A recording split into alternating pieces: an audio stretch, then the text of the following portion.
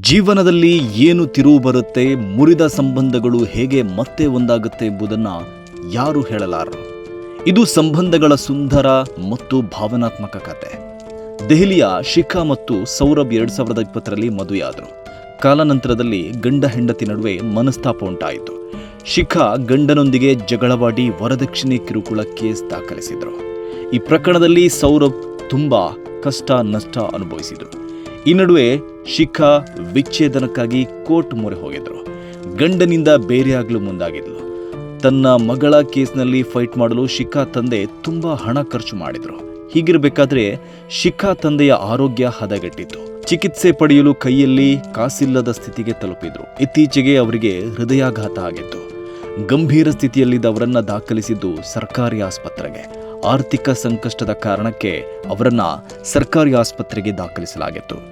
ಈ ವಿಷಯ ತಿಳಿದ ತಕ್ಷಣ ಶಿಖಾ ಪತಿ ಸೌರಭ್ ಆಸ್ಪತ್ರೆಗೆ ಧಾವಿಸಿ ಮಾವನನ್ನ ಸರ್ಕಾರಿ ಆಸ್ಪತ್ರೆಯಿಂದ ಕರೆದುಕೊಂಡು ಹೋಗಿ ಗುರುಗ್ರಾಮದ ದೊಡ್ಡ ಖಾಸಗಿ ಆಸ್ಪತ್ರೆಗೆ ದಾಖಲಿಸಿ ಚಿಕಿತ್ಸೆ ಕೊಡಿಸಿದ್ರು.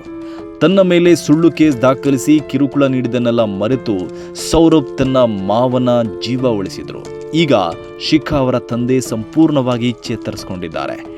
ಒಂದು ಕಡೆ ಸಂಬಂಧ ವಿಚ್ಛೇದನದ ಅಂಚಿಗೆ ತಲುಪಿದ್ರೆ, ಇನ್ನೊಂದು ಕಡೆ ಅಳಿಯ ತನ್ನ ಮಾವನಿಗೆ ಮಗನ ಕರ್ತವ್ಯವನ್ನ ನಿಭಾಯಿಸಿದ ರೀತಿ ಹೆಂಡತಿಯ ಮನಸ್ಸನ್ನ ಕರಗಿಸಿತು. ಮುಂದಿನ ನ್ಯಾಯಾಲಯದ ವಿಚಾರಣೆಗಾಗಿ ಶಿಖಾ ದೆಹಲಿಯ ಫ್ಯಾಮಿಲಿ ಕೋರ್ಟ್ಗೆ ಹಾಜರಾದರು. ನ್ಯಾಯಾಲಯದ ಆವರಣದಲ್ಲೇ ಶಿಖಾ ವಿಚ್ಛೇದನದ ಎಲ್ಲಾ ದಾಖಲೆಗಳನ್ನ ಹರಿದು ಹಾಕಿ ಕಣ್ಣೀರಿನೊಂದಿಗೆ ಪತಿಯನ್ನ ಅಪ್ಪಿಕೊಂಡ್ರು.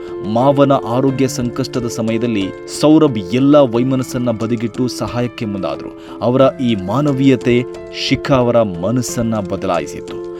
ದೆಹಲಿಯ ಸೌರಭ್ ಮತ್ತು ಶಿಖಾ ಅವರ ಕತೆ ಸಾಮಾಜಿಕ ಜಾಲತಾಣಗಳಲ್ಲಿ ವೈರಲ್ ಆಗಿದೆ. ಈ ಕಥೆಯ ಪಾಠ ಏನಂದ್ರೆ, ಅಹಂಕಾರವು ಸಂಬಂಧಗಳನ್ನ ಮುರಿಬಹುದು. ಕೋಪದಲ್ಲಿ ತೆಗೆದುಕೊಳ್ಳುವ ನಿರ್ಧಾರಗಳು ಕುಟುಂಬಗಳಿಗೆ ದೊಡ್ಡ ಹಾನಿ ಉಂಟು ಮಾಡಬಹುದು. ಕಾನೂನುಗಳನ್ನ ಜವಾಬ್ದಾರಿಯಿಂದ ಬಳಸಬೇಕು. ಕಾನೂನಿನ ದುರ್ಬಳಕೆ ಆಗಬಾರದು. ಕರುಣೆ, ಕ್ಷಮೆ ಮತ್ತು ಮಾನವೀಯತೆ ಕೆಲವೊಮ್ಮೆ ವರ್ಷಗಳ ನೋವನ್ನು ಕೂಡ ಗುಣಪಡಿಸಬಲ್ಲದು.